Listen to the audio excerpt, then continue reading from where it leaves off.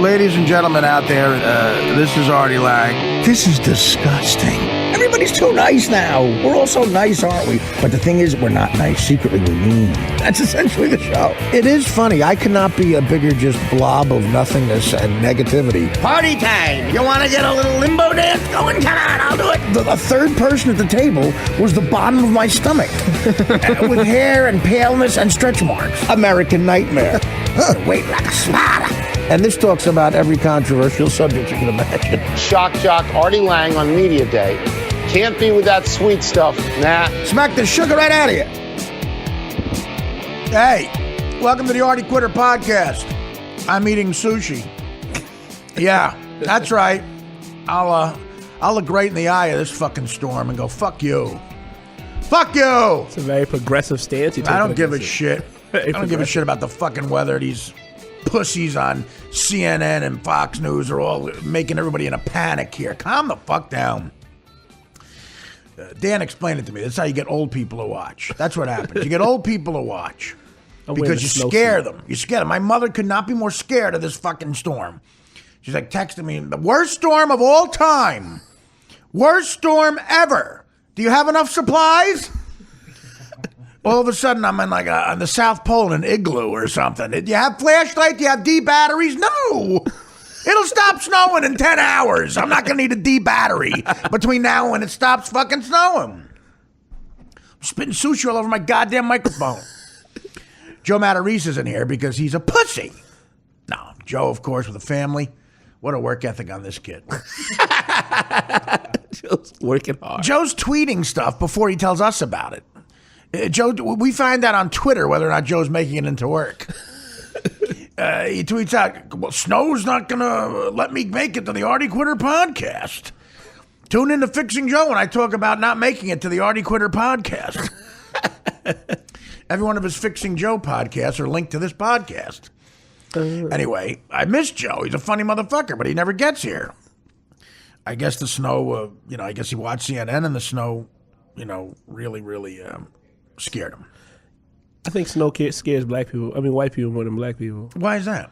I don't know. I think black people just like, fuck it. I got shit to do. You know what I mean? You do have shit to do or you don't have shit to do? If you don't have shit to do, you're going against the stereotype there. I mean, I feel like we don't go out in the rain, but snow we go out in. It's because we don't like feeling wet. Like, really? Yeah, it's that whole like when your shit gets wet, you're like, but snow, you can kind of brush that off. You walk in. Chris Cotton is here making a racial analogy. Joe's a bitch, man, because he's white and he's scared of snow. Is that a? I'm here, of course. I quote that? I just had to come from my bedroom, but I'm here. He was late. I'm being self-righteous. Late from the bedroom. I'm being self-righteous now. I'm going to be like, because I just have to go 10 feet, I'm going to piss on other people for not making it. Come on, I made it. Here's a dog. My sister was here and her car broke down. And so that's outside. It's going to be under snow soon. Yeah, it is snowing. That's the big news here in New York, that it's snowing like crazy. This just in, snows everywhere. Go in the house, stay there. Yeah, it's snowing like crazy, and but we're here. We're here doing this. Anyway, I see all this stuff. Bob Kraft is really catching a lot of shit. I was just listening to Mike Francesa, and Kraft is catching a lot of shit for what's going on here now, Deflategate and stuff. And, they think the Pats get away with everything. And Patriot fans will defend these people. That's all they do is defend them. They don't want to hear anything about facts or anything like that. They're saying the weather. That's the latest thing. Belichick said the weather is the thing that made the balls deflate, but all of the Colts balls didn't deflate. So how does science wish that away? It doesn't make any sense. Clearly something nefarious happened here on the part of the Pats. And if you're a really hardcore Stern fan, you know this story, but I think a lot of the people who subscribe to the podcast don't know about this. I'll give you my Bob Kraft story, and it's a great one. I was on the Stern Show, and I was doing stand-up on the road a lot. And I got a call from Tim Sabian, the general manager of the show, and he said that the head muckety mucks at Sirius, Mel Karmazin, said that Bob Kraft, the owner of the Patriots, wants you to do stand-up for him as a surprise for his kid's 40th birthday party. His kid, his youngest son, is a big fan of the Stern Show and of yours, Artie, and Bob Kraft thinks it would be a great gift for his 40th surprise birthday party if I went up there and did stand-up. This is how rich people just... This sounds like a ball of fun. Well, you could just, they just own you. Like you become a gift. I became like something you wrap and stuff in a stocking. I became a gift. Did they make you eat your way out of a cake? Or? No, none of that. I would have liked that, but that wasn't the case. So they said, look, they'll send a private jet, and they will, let you go up there on the patch jet, and you get up there, I'll give you a full tour of his estate. And then you go and you do a half an hour of stand-up at the party, and he's not going to know you're there until we bring you out. So I said, what a great situation. And I'm telling this story.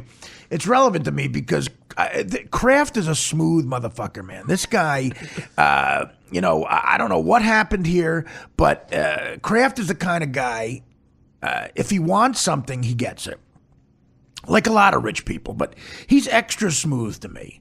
That's why I think if he wanted deflated balls, if his boy Tom Brady said, look, I want deflated balls, his boy Tom Brady's getting deflated balls. He's like his son. What do you want, buddy? You want deflated balls? Fine. You want us to spy on them with a camera in the upper deck of the bleachers? Fine. What do I got to do? What check do I got to sign? What mountains do I have to move? Okay. So how many dead bodies do you think Bob Kraft has? I'm not saying anything like that because I love the man. I love the man. The man was amazing to me, and I just think he's a cool motherfucker. So I just don't know exactly what's going on here. I would just say that Bob, let's just say, gets what he wants. So. I asked him, I said, one thing I asked him, my two uncles, my Uncle Bruce and my Uncle Tommy, they're huge football fans. They've never been on a private jet. Could they come on the jet? And he said, absolutely, no problem. And Baba Booey, Gary at the Stern Show, of course, weaseled his way in. He said, well, I'll come and I'll introduce you.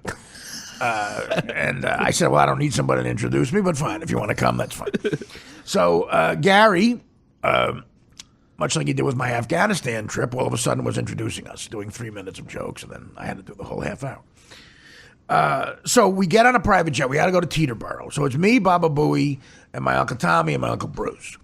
And this smoking hot waitress on the private jet, smoking hot, really like stripper hot, nice tan, really beautiful. And this private jet that the Pats have I've been lucky enough to have been on about 14 or 15 private jets. I've been able to weasel my way on here. That's it? Well, I've been able to do that about 14 or 15. Quincy Jones got me on my first private jet.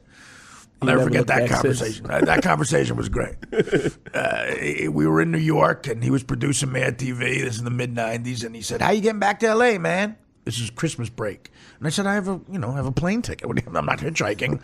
He goes, man, fuck that. We got the wings. Right out of a Sinatra book. We got the right wings. Out of a Sinatra, short story. He goes, we got the wings, baby.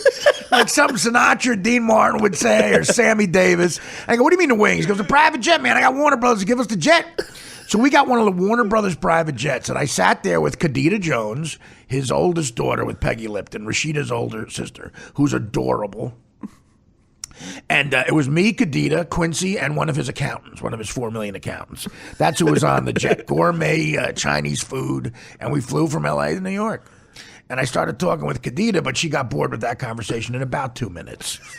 And as soon as we got off the tarmac, at LaGuardia, we left from LaGuardia, we landed in Burbank. As soon as we got off the tarmac, she called on the phone, God knows what that costs, a friend of hers in Bel Air, and was making plans for that night when she landed. So she was on the phone for like 3.5 hours on the plane phone, so God knows what that costs. How long did the flight take? You said? It's flight to L.A., so it took about 5 hours and 45 minutes. Cool. 5 hours, 45, something like that. In a private jet, it's a little quicker. Yeah, that's what I want to know. Yeah, you move a little quicker. I mean, my private jet experience is a little bit less than yours, meaning none. Well, listen, I was about your age when I got on my first one, so it'll happen. I'm gonna Baba Booey my way onto one of these private jet experiences. Yeah, well, that's a good way to put it. So and again, Howard, very generous. Howard Stern, he got me on a couple of jets out to Vegas and back. But this, I'm telling you, this Patriots jet was about as nice as a private jet could be. It was a 14-seater, and it had the red, white, and blue Patriots colors, which is something I didn't really like. Yeah, I mean, listen, I'm a Giant fan, and the one difficult thing about the whole situation was I was on the Patriots jet. And believe me, I have friends who are Giant fans who still give me shit. You're a pussy. You're a traitor. You shouldn't have been on the... Yeah, like you would have turned it down, asshole. You're big enough of a Giant fan you would have turned down going on the Pats Fuck jet. you, Kraft. Yeah, exactly. Yeah, I'm not going, Bob. You know what I'm going to do? I'm going to take the Acela train. I'll take the train up to fucking Boston. I'll sit in traffic on 95. You keep your jet. Are you kidding me? Keep your jet and suck a dick. Yeah, you kidding me? I got right on that Patriots jet. Right on. I would have worn a Tony Eason jersey if you wanted me to. So me and my uncles get on the jet with the hot waitress, with Baba Booey. We fly up there in a private jet. A big SUV Escalade limo picks us up at the airport in Boston and drives us out to Brookline, Massachusetts, which is where a lot of the heavy hitters live. And we got to Kraft's estate. And oh my God, man. Oh my God, just a sick, huge mansion on acres and acres of land. Put it this way, his backyard, they have a barbecue every year and they play a full scrimmage game. The offense plays the defense. It is in his backyard. You talking about these are the real Patriots. Pats? Yeah, the real Pats. Yeah, they play real. So there was a huge cocktail party before the son, who the birthday party was for, got there. Huge cocktail party. And again, he knows nothing about this. He was told a certain time. So they give us a tour of the whole house. I'm guessing you were in golf carts. Well, yeah, for part of it. Yeah. We were for part of it. And it was a big cocktail hour. And his oldest son gave us a tour of his office. And they gave us a couple of game balls that were used in the Super Bowl. How was it, inflation on them? Yeah, that's what I'm saying. They were a little soft. This is relevant because the game ball I have, it's still in my office, that Bob Kraft got me, that all of the Pats signed, is a little soft. It's a little soft. So Deflategate started way back then. Don't go busting my balls, Billy, okay? So he gives me, we take a picture with the game ball from the Super Bowl, and again, it's they signed it, all the Patriots, and then they say, okay, now you have to go in the basement and hide. Again, I was a Christmas gift. I was not a human being. I was a thing. I was, The other thing they asked me to do at Sirius, they said, listen, whatever you do, don't charge them any money, because corporate gigs, you could charge quite a bit of money. Mm-hmm. And I've made up to 50, 75 grand for some of these gigs. And he's like, please don't charge him. We do a lot of business with him. And I said, I would never think of it. I'll do it as a favor to Mr. Kraft. And listen, the private jet experience, the whole thing, meeting him, the game ball, that's more than enough. I don't care. I'm certainly not going to charge the guy. So it was supposed to be for free. So we go. Where's my $200 Yeah, right, exactly. So we go downstairs, and we're waiting there. Me and my uncles and Baba Booey were waiting there, and we're looking downstairs at the gym. He has a private gym in his house, and all the memorabilia down there. And then after about an hour of waiting, they come down and they get me, and they say, "Okay, we're ready for you." So my uncles go up first because he doesn't know who they are. Baba Booey goes up, and then Kraft introduces me, and you see the kid see me, and I'm like, please let him be excited, because this will be a bust if he doesn't really give a shit. Mm-hmm. I hope they're not lying to me. But the kid was very moved by it. It was cool. And Baba Booey did his 2 minutes and and introduced me. And I went up, and I probably ended up doing about 45 minutes. I must say it killed. He said, you're allowed to be rated R, and it killed. what a sense of humor Bob Kraft has, because I was being blue. And again, I asked if I could be blue, and I was goofing on the food, I was goofing on the people there, I was goofing on the estate, I was goofing on the Pats a little bit, being a Giant fan. They had just lost to the Giants, I think, the year before in a tough Super Bowl. I made jokes about that, if you could believe it. And he was fine with everything. And it really killed. I got like a standing ovation. It's one of the best I've ever done at a corporate private gig. And the kid afterwards gave me a big hug. We took pictures with him. It was his 40th birthday, like I say. And he could not have been happier. It really made me feel good. Because this guy, Kraft, he's a warm guy. You know, I got to meet his wife, who has since passed away. She was just a class act, a wonderful woman. And they were all just so super nice to me, including him. And, you know, so I must say, I can't fully defend what's going on here. I think something nefarious went on. But Bob Kraft, in my book, is a good man. And he's the kind of guy who gets shit done, which is another reason I think something happened here. Does my boy want softer balls? You're getting softer balls. You want to get spied on? You want me to spy on? You want Daddy to spy on the other team? Daddy's going to spy on the other team for you. I don't care what it costs. And that's what he did. You want a fat comedian from the Stern Show to do a half an hour stand-up for your birthday? Guess what? That fat comedian's coming here. He doesn't have a fucking choice. So you think that all the balls come straight through Kraft? They had to come through Kraft's office. I don't know if they came straight through Kraft. What I do know is this. I think he probably made stuff happen if he needed to. One of those ball boys is probably going to have a brand new Bentley. Which that's what we have to look at. Which he doesn't know he has to pay taxes on. He'll end up losing. No, I'm sure Kraft will take care of the taxes too. Everything will be fine. So at the end of the night, and here's the creme de la creme. Here's why Kraft is a class act. A lot of people in his position would have said, yeah, you know what? That's enough. The private jet, he got a full tour. We gave him a game ball. He took pictures, blah, blah, blah. I got on, it was a Wednesday, by the way. I had to be at work the next morning at 6. So we left the estate, and I got right back in the limousine and right back to the private jet. Mm-hmm. And they flew me home. I got home by 10 o'clock. I was in bed by 11, and I was at work the next day by 6 in the morning. But here's the thing. Right as we're leaving Kraft's house, he comes up to me and Gary and hands us envelopes. And I said, listen, I don't want to take anything. He goes, no, I insist. You have to take this. Kraft hands us both envelopes. And I said, thank you very much. This wasn't necessary. So I put it in my pocket. Mm-hmm. We get on the jet, and I couldn't wait any longer. Me and my uncles, we ripped open the envelope. Gary didn't rip open his. It was, take a guess, Chris, what it was for. He wrote me a check as an extra payment. Take a guess what it was for. I'm going to go $25,000. James, do you know this answer? I can't remember exactly the number, but I think it was more than that. Okay. 20 grand. Oh, okay. I was close. 20 G's. Well, you ruined the fucking story because you made it more. I took a real guess. Now he looks like a cheap fuck. You piece of shit. You could have paid more. But here's the thing. I would have got more if Gary didn't do 3 minutes. How much did Gary get? I don't know.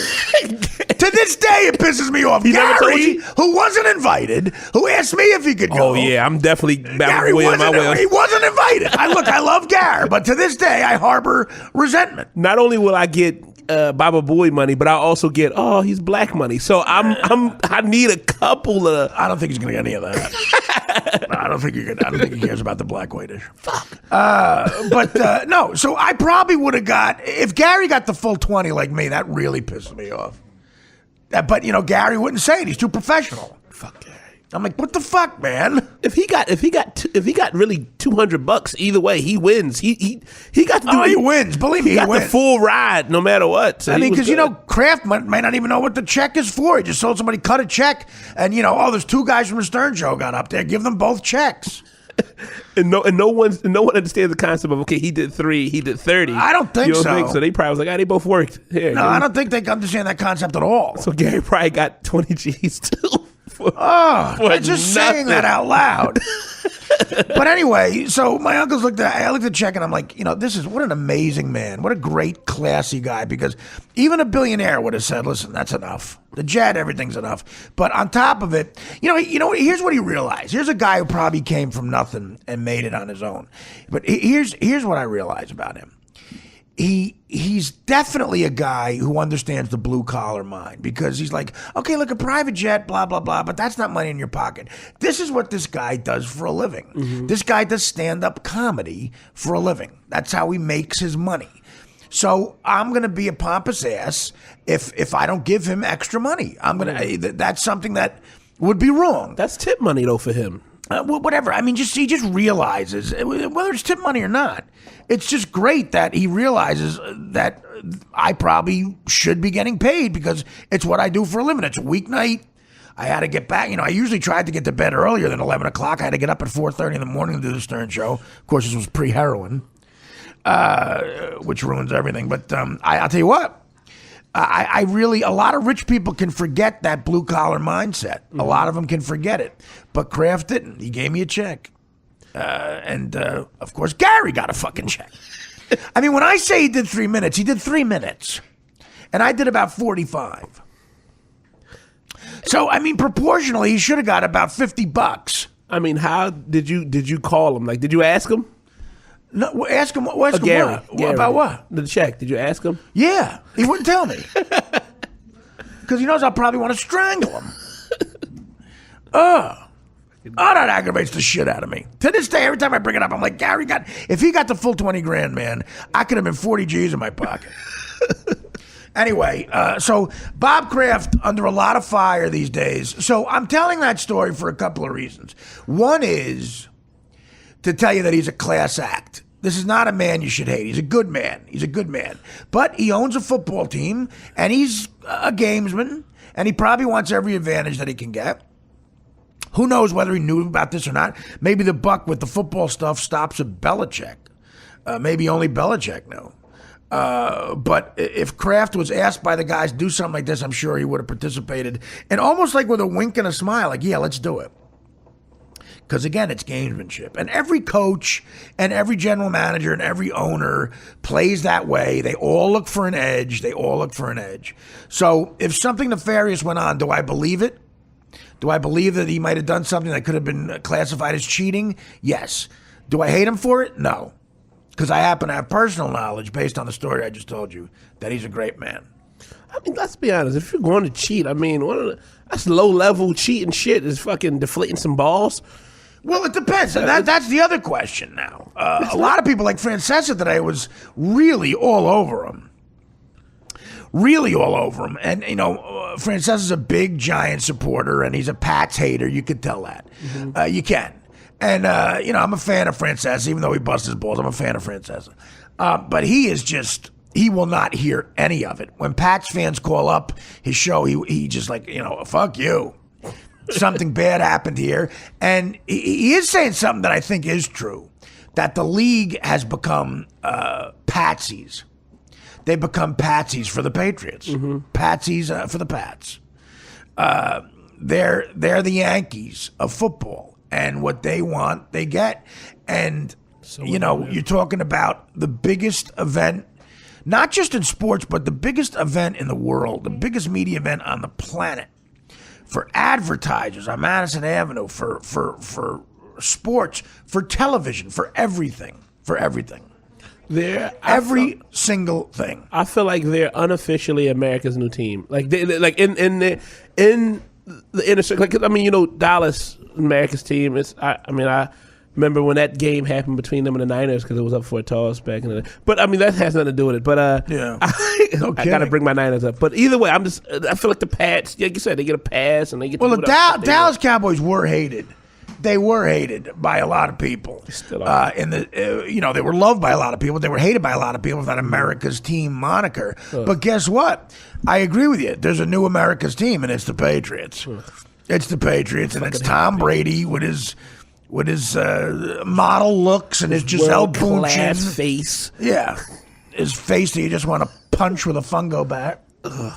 They're the new America's team, and Bob Kraft owns them. And that's the story of him owning me for an afternoon. And you felt like America's comedian at that point. I loved it. I would do it again. I would do it again in a heartbeat. And it was a lot of fun. Flippin', what do you think of the Patriots? You're a big sports guy. What do you think of the Pats and this whole situation? I mean, I don't know. The situation is tough to get a figure on because, like you said, how much of a difference does the deflation really make?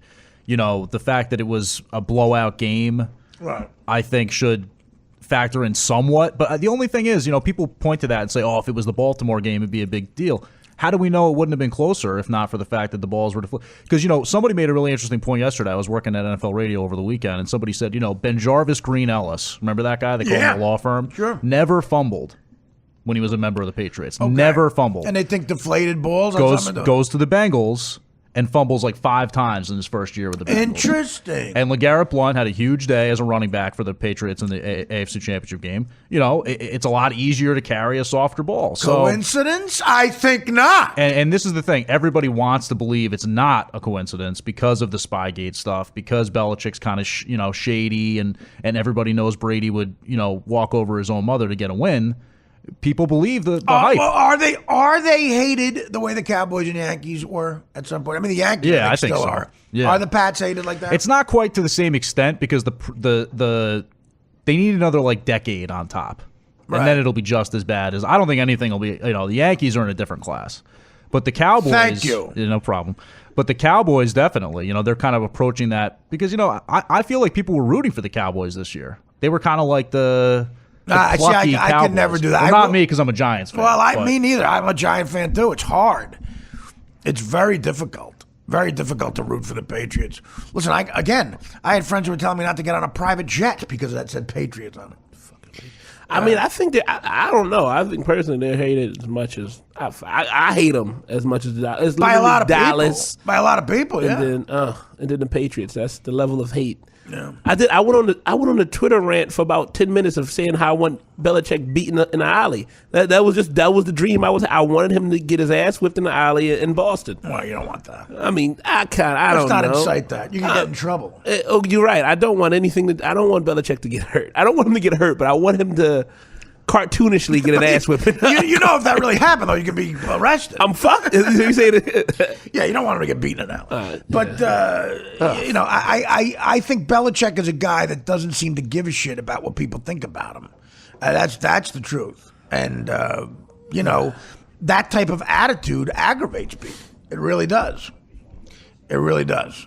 So that's that. I think we're going to see some more fallout from this.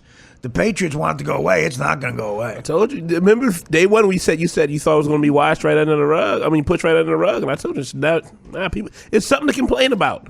That's what's hot now. Complaining. The guy in Vegas, Avello, thought it was no big deal. But again, you're talking about this media. Now, media day is tomorrow, and I mean, it's going to be hard to watch everybody on the Patriots. And by the way. And the Seattle Seahawks, they're going to be dominated with these questions too. Absolutely. You know, it's going to be hard to watch the Pats squirm. Belichick's got to sit there for an hour. Brady's got to sit there for an hour. And they're going to get pounded. I mean, I've been to a couple of these media days. I got thrown out of them. For what? What did you get thrown out for? I asked Chris Culliver on the Niners if he had any gay guys on the 49ers. And he went on a huge rant about how he didn't like gay people, and it was the second biggest story of the week. But you were thrown out? No, well, at the end, and then the next year I wasn't allowed to go. Fuck. Yeah, they thought I was trying to bait him, which I wasn't, by the way.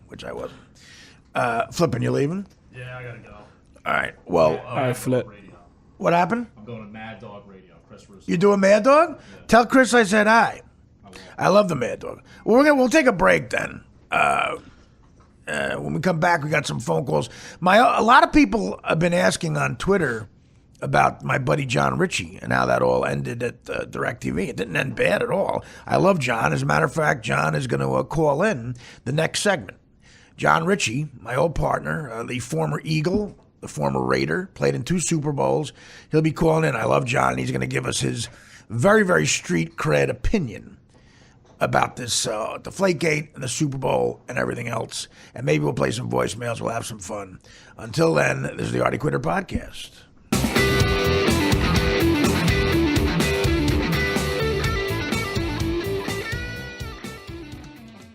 John. Hi. What's up, man? Oh, just kicking it in the snow. Did you guys get hit? Where are you, in Pennsylvania? Yeah. How you been, man? Pretty good. Pretty busy, which is good, I guess. Good. Absolutely. For me. It's always good. Yeah.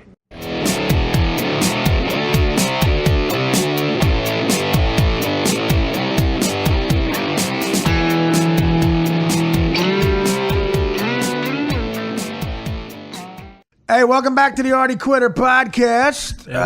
What's going on? James Flippin not behind the dish anymore. He was here. He had a run. He's working on Mike and the Mad Dog. Or just the Mad Dog. They don't have Mike anymore. Those two had a falling out and won a radio avalanche of trouble. And speaking of people who I had falling out with, John Ritchie's on the phone. No, of course not. A lot of people love drama. People love drama. Yeah. But John Ritchie is on the phone. John was my co-host. For how long were we together, John? A year. A year, full year. John's a good man. Yeah. John brought street cred to the show because he played in 2 Super Bowls, one for the Eagles and one for the Raiders. And he was in a somewhat famous one because of the controversy where one of his teammates went nuts on the Raiders. Yeah. Your center. Those were the days.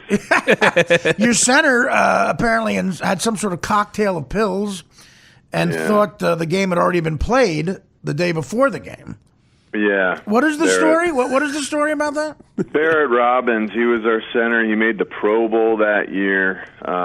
He was, a friend of mine and a friend, a great center. Right. And the Friday night before the game, my wife, who I wasn't married to, she was my fiance at that time, said, I saw Barrett leaving the family hotel as I was walking in. What's up with that? You guys are already checked down in curfew mode and all that, and Barrett's just sauntering off in the direction of Mexico. So wait, you were playing where? In L.A. or San Diego? No, this game was the Super Bowl was San Diego that year. So Mexico, just a stone's throw away to Tijuana. Yeah. And so this is 48 hours before kickoff. Well, that was So that's Friday night, less than 48 hours before kickoff. And the next morning, we do a walkthrough at the stadium, and the way that walkthrough starts out is the head coach says, "All right, huddle up the offense." And the way that's done is the center calls the offensive huddle. And so no one called the huddle. We were all just still standing around.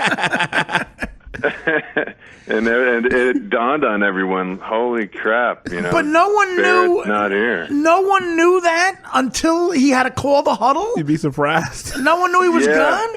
No, not that I'm aware of, because you got a lot of guys loading onto a bus. Yeah. Everyone's wearing the same jumpsuit because we're doing a team picture that morning as well. Which he wasn't in. No. Yeah. But I know it's a lot of guys, but you're talking about the guy who, until he touches the ball, the game doesn't start. Yeah. He initiates the plays. He was really good too, and I believe. And I don't know for sure, but I believe his absence is what caused us to veer from our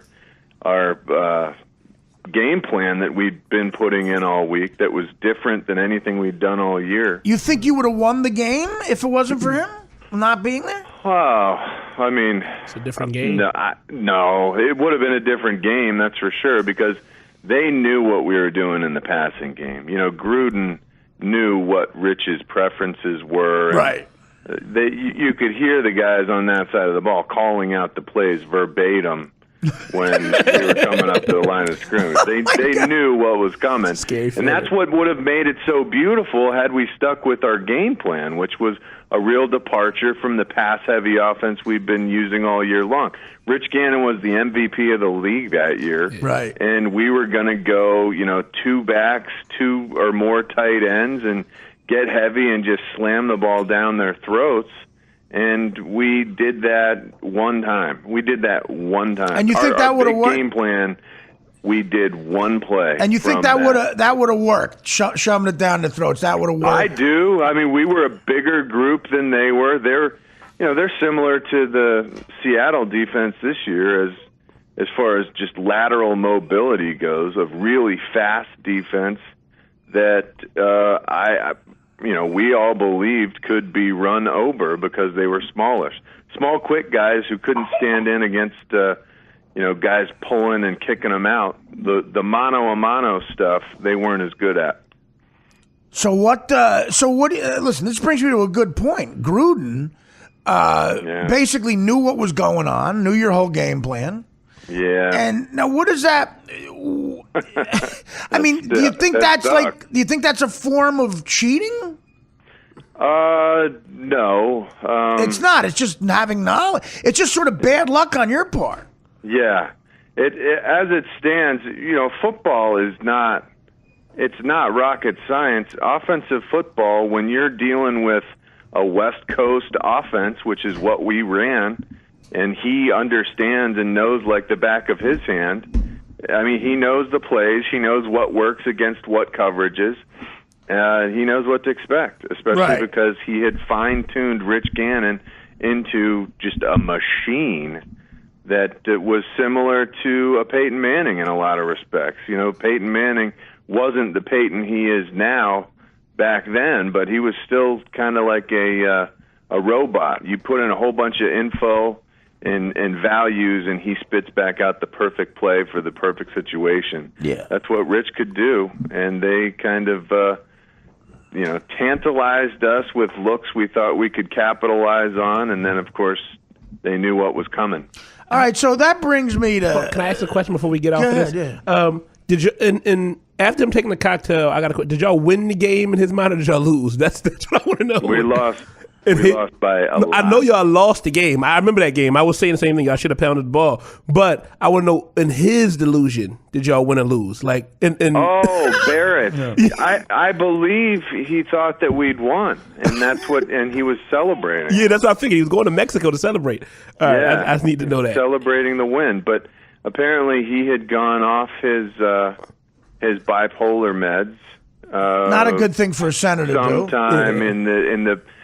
Sometime in all the excitement between winning the AFC Championship game and rushing down there, because that was a year that there was only 1 week between the conference championships and the Super Bowl. I can't believe that happened. I can't believe that happened. I mean, with all the bullshit that goes on, I'm not going to lie to you. I can't believe it. I can't believe they even got away with 1 week. I mean, that was a lot of preparation, media stuff. Yeah, it was too fast, and that's why they have, they've committed to not doing it anymore. It takes away from something that those guys deserve to have the chance to enjoy that opportunity, and you can't do it when you only have a week. Well, the NFL's just an empire, and they figured out, now they play the Pro Bowl the week before, which is the worst sporting event ever. The under-over was 77 in that, so it wasn't. It turned out to be 60 points, 32-28. Does one of your kids have a hacking cough? Yeah, she's trying to infest all of us with it as well. She's this one's 4. She just turned 4. We have our son just turned 10, and our middle kid is 7. Marlo's 7. So they're growing up. They still refer to you as Uncle Artie. Yeah, Artie. Well, you got great kids. They're smart kids. I remember how smart they are. Yeah, they're pretty good. Now, okay, so let's talk about. We talked about gamesmanship, cheating. What's your take on this Deflategate? Are we blowing this out of proportion? I think it's overblown, but at the same time, it is absolutely the quarterback's responsibility to have those balls prepared the way he likes them. Mm-hmm. And when Tom Brady came out in that press conference on Friday and said, I did nothing to those balls to alter them in any way, yeah, he was telling the truth. He told someone else to alter the balls in the way that he preferred. You hear about Bill Belichick at practices, he's dousing the balls that they use in water. He's getting them muddied up. He's making them as ungrippable as possible. And then you hear Tom Brady's name thrown around as the best quarterback in the history of the NFL when games are under 40 degrees. The way that they practice, the way that they prepare, all the minute details, that's what makes them so good. And I guarantee somewhere along the way, Tom at practice or during a game in the cold said, when this ball's a little bit flatter, I can actually grip it. When you look at the fumble numbers of that team under Belichick and Brady, it's almost impossible how little they have fumbled through the years in inclemency. There is something to this. They flattened the balls. And remember, earlier this year, Week 11, Mike Adams, the safety for the Colts, intercepted 2 Tom Brady passes. He kept the balls, gave them to his equipment guy on the sideline, and at that point in time, everyone was feeling those balls and saying, these things are flat. That's a real problem. So before this conference championship game, the AFC championship, the NFL basically knew that they were going to check those balls extra carefully because they had this tip from the Colts already, who they were playing again in the conference championship game, that the balls were altered. And they didn't tip the Patriots off and say, hey, make sure you get this straight because we're going to check them. They went in there. They didn't tell them. They let them catch themselves in this deception. And sure enough, 11 of the 12 Patriots balls were underinflated. And there's a reason for it. So so it sounds like you're kind of obviously you think the Patriots are to blame here. It doesn't sound like you're that upset about it. Like you think the Patriots should they be punished severely? What should the punishment be for this? Well, here's where Roger Goodell has kind of painted himself into a corner. Mm-hmm. Sean Payton, the coach of the Saints a couple years back, when that whole Bounty Gate scandal came about, where the defensive coordinator was paying players if they had extra hard hits on certain opponent players. Sean Payton said he didn't know about it. Roger Goodell said ignorance is no excuse. Suspended him for a year without pay, fined him $500,000, and took away a second-round draft pick from the Saints. Then this past offseason, Ray Rice got arrested.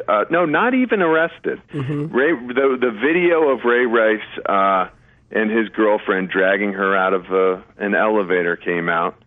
And Roger Goodell... Not good for the league. Roger Goodell basically said he dropped the ball.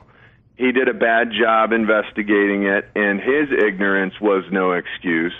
Basically suspended Ray Rice, even though he was acquitted by a judge separate from the NFL. The punishment was still harsh and swift and severe.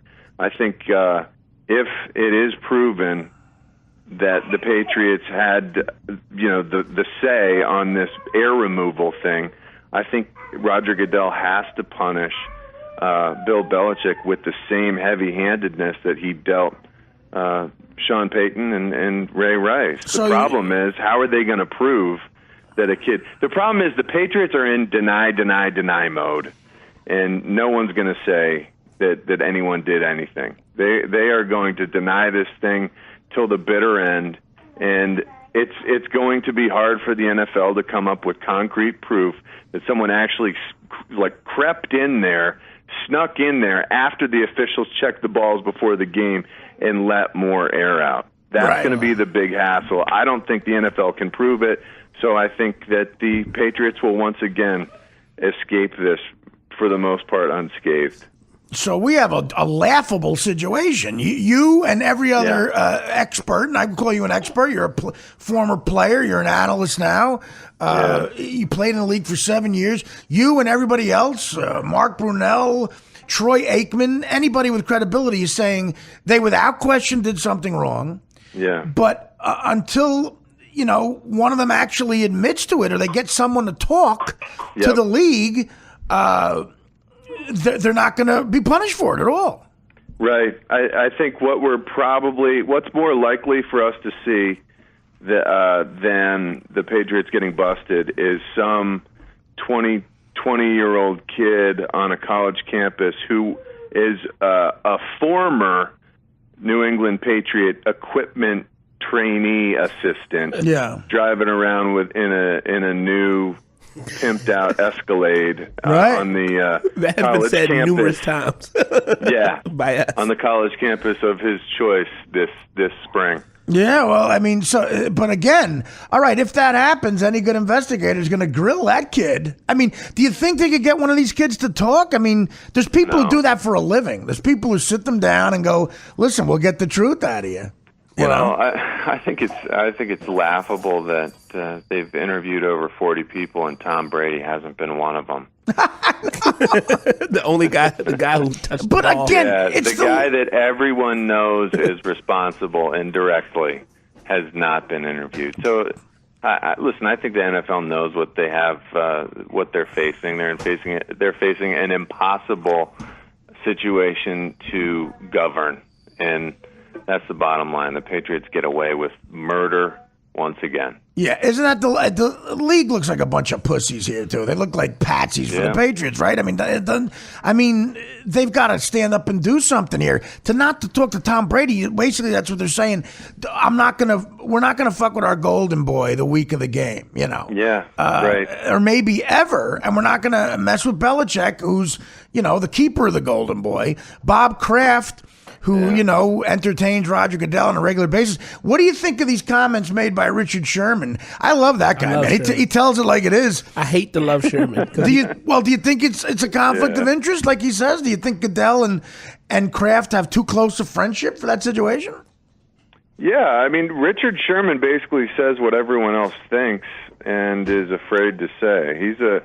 I think he's great for the game. I think he's kind of the conscience, whether guys want to speak their mind or not. I think you can always look to Richard for being straight up. And not only is he just an amazing football player, and I'm not saying that from a biased perspective, he is probably the best cornerback in the NFL. Yeah. He's got this recall, this intelligence that, man, you put up any sort of formation or personnel grouping, and he can tell that entire defense exactly what plays are coming. He's like a Peyton Manning of a defensive side. Where do you put him on the all-time list for cornerbacks? Oh man, well, his numbers match up.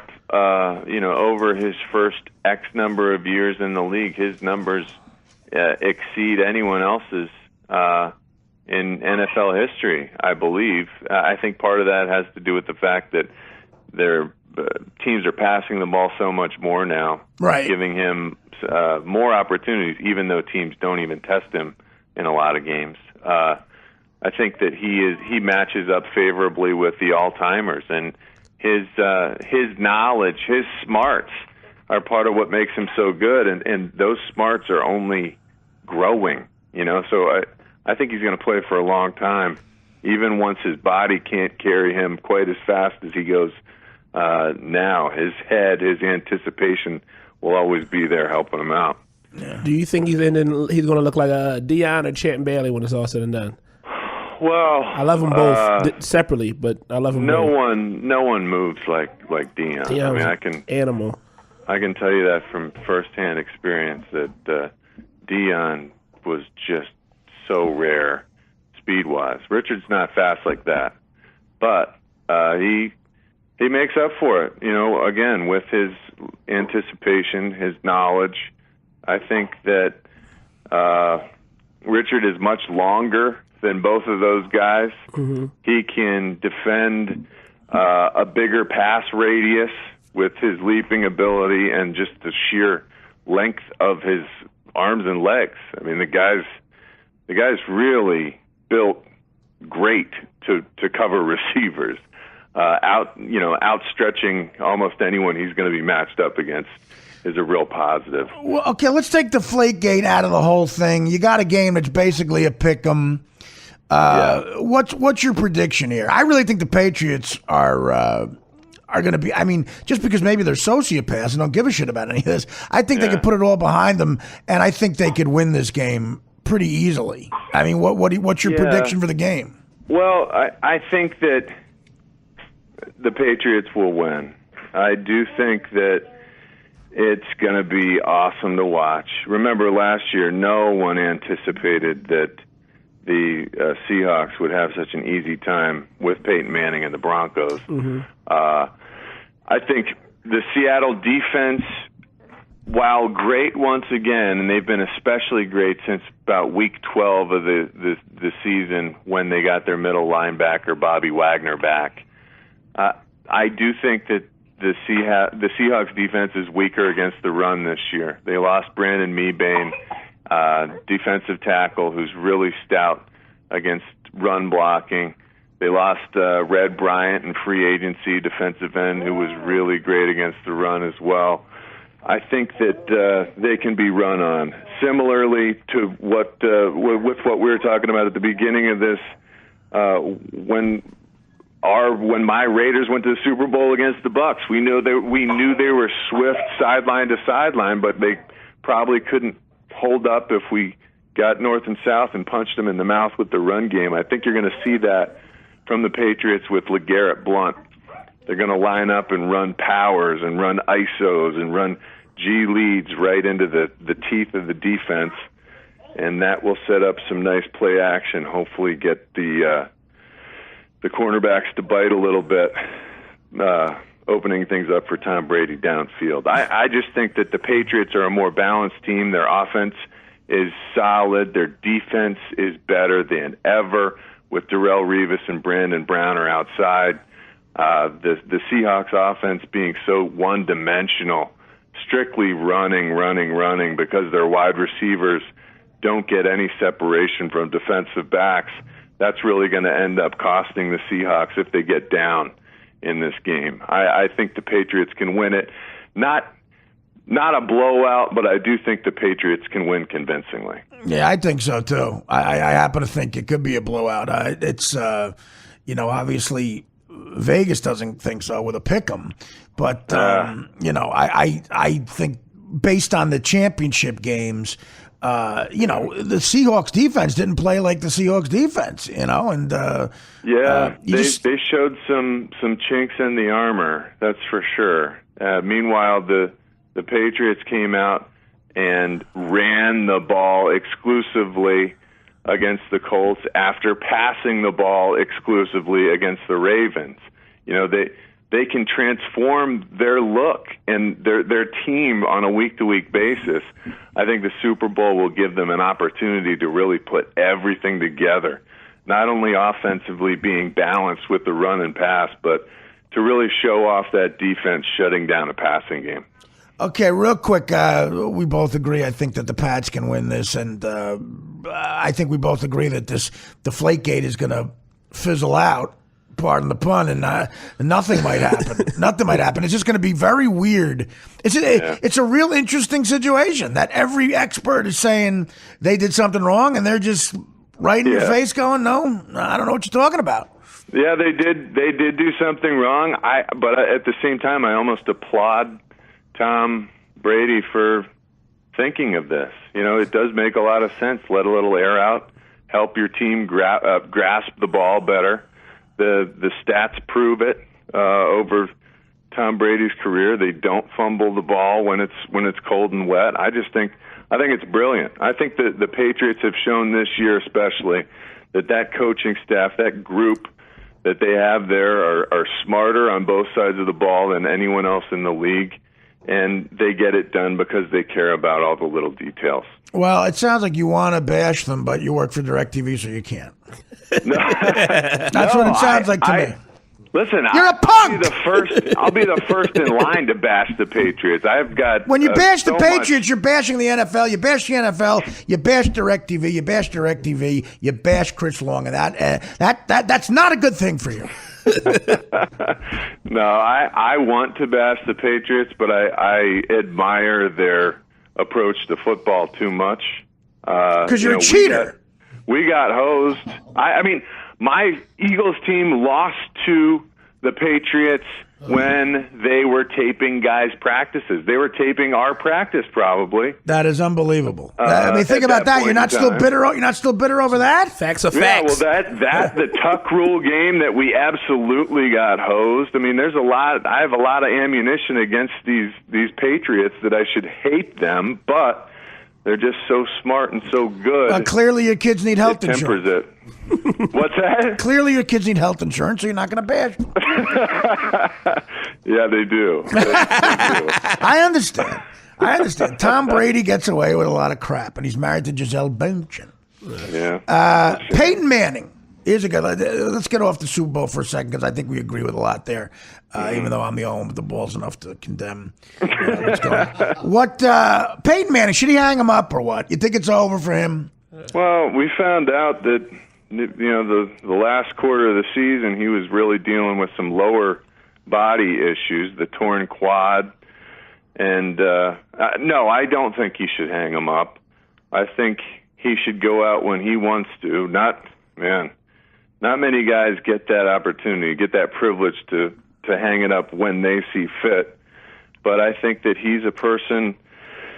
He single-handedly changed the game, and I think that he should allow himself to come back out and play his kind of season, a healthy season for the most part, where he's able to push the ball downfield like he was not able to do this year.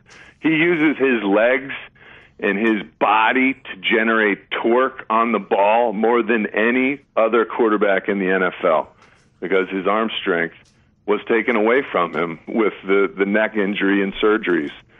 So that quad problem really did affect how much he could put on the ball, and I hated to see it. I think that another year, even with a whole new coaching staff, will allow him to really shine. Listen, I'm sorry to waste your time with this next question, but I have a producer who's clearly biased. He wants to know about the Bears collapse. Jesus Christ. Dan Filato. Jay Cutler. I'll say this about Jay Cutler. I don't know if the pussy he's getting is too good and distracting. Man, does he look like a whiner. He looks like a whiner, man. He doesn't, 100, what do you get, 120 mil, this guy? Yeah. I mean, come on, Marv. Yeah, they made a big mistake signing him to that big deal, and every Bears fan thinks so. Now the Bears are trying to find a way out of it, and it looks like where these other quarterbacks that got big deals, Andy Dalton, Colin Kaepernick, teams have these are team-friendly deals that give the team an out if it's not working out with that quarterback. The Bears didn't give themselves that clause in this contract. So they just went for it all. Yeah, they're stuck with them, and it's really basic why he sucks. The bottom line is he doesn't love the game. He doesn't love the game. Thank you. I'm glad you said that. I fucking hate Cutler because I feel like he doesn't give a fuck. He doesn't love the game the way he should. In order to prepare the way you need to prepare as a quarterback for the NFL games week after week, you have to love it more than life itself. To get in that film room and prepare properly, physically and mentally, you have to be a total football geek. Yeah. And he's not a total football geek. Well, that's a problem. I agree with you. All right, I'll let you go because you're running a care clinic there, and I know you have to get back. Johnny Football, how long do you think it takes before Johnny Manziel at a private party or club in Cleveland accidentally, with his stupid little pussy iPhone, accidentally tapes one of the black defensive backs cheating on his wife and gets his ass kicked? Ooh, now this is the question I've been waiting for. Well, I think Johnny proved this year that he is what we thought he was, and What's that's that? too bad for the Browns. A party boy, like a kid who doesn't take it seriously like he should. The word on the street is that their owner, Jimmy Haslam, was the one who made that pick, the trade, and the pick of Johnny Manziel. The coaching staff didn't want him, but the owner did, and so now they're stuck with a guy who, like Jay Cutler, doesn't put the time in. doesn't care enough about football. It was great. It was great that first time that he went out to like a club with some of the guys and a couple of the brothers in the defensive. In the secondary, he came and said, "Listen, check your iPhone at the door, motherfucker. Yeah. We don't need any. We're married. We don't need any pictures of us dancing." Well, the whole that whole team, all the vets on that team, said that he wasted his rookie year. That he and Justin Gilbert, their number 9 pick overall cornerback, completely wasted their rookie year. Wow. And I agree with him. I mean, he's not ever going to be good unless something drastic changes. Yeah. Well, that's something I agree with you there. Listen, John, come by anytime. I hope you can come by in person one day. I would love to, man.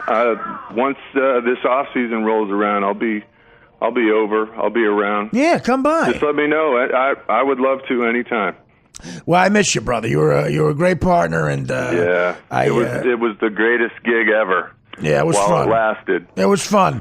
Tell the family I said hi, and get that kid some medical attention. I will. All right, love Thanks, you, John. All Artie. right, John. That's the great John Ritchie, my old partner at DirecTV, still working over there. He's a good man. I like busting his chops. He's a good man.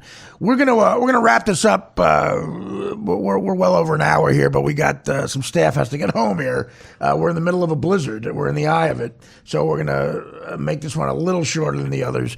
But we're gonna try to be here tomorrow without question, right? I mean, Dan, we can get on the air tomorrow, right? Yes, for sure. Yeah. What you're basically saying is you don't want to take any chances with the fact that Chris might have to stay here. You want him out. Yeah. Well, listen. I mean, we got enough food for 2, Chris. I see some sandwiches in there. I might have to take a bite. You can take them to go, but there's there's some issues there. No, I'm kidding. I'm just saying that I don't want people to get stuck anywhere, especially in my apartment. But listen, I'm closing the door to my bathroom, so you guys are sharing it. No. Chris, your plugs, buddy. What are they? First of all, I want to say thank you to everybody reaching out on Twitter. I gotta do that at Cotton215. I'm having fun. It's a good time on Twitter. I don't know if you've been following Artie, but I've now created a list in a group called my White Women Ambassadors. No, I have not seen that. They are my key to the white women. I get my knowledge from them now, and I also have. Sure, Mrs. Cotton loves hearing that. Oh, listen, good times. Also, I have my Black women ambassadors who just started. I have 2 of those. I'm looking for my Latin and my Asians and Indians. Come out, women. This is what you're plugging? Any club dates? I don't know. Maybe I'm at a club. No. Other than that, at Cotton215, CenterCityComedy.com. Hopefully, Center City Comedy Podcast. Hopefully, that'll be on the network soon. We'll talk after the thing, after everything. But other than that, and I'll be at LOL tonight, LOL Comedy Club. If it's still open, I'll be there tonight and tomorrow. I'll be at OMG's. The comedy clubs are now named after shit people say in text. All right, thanks, brother. And of course, Artie Quitter. Tell your friend, artiequitter.com. And Filato, thank you. And I doubt Matarese will be here tomorrow, but it might just be me and Danny tomorrow because it's going to be 18.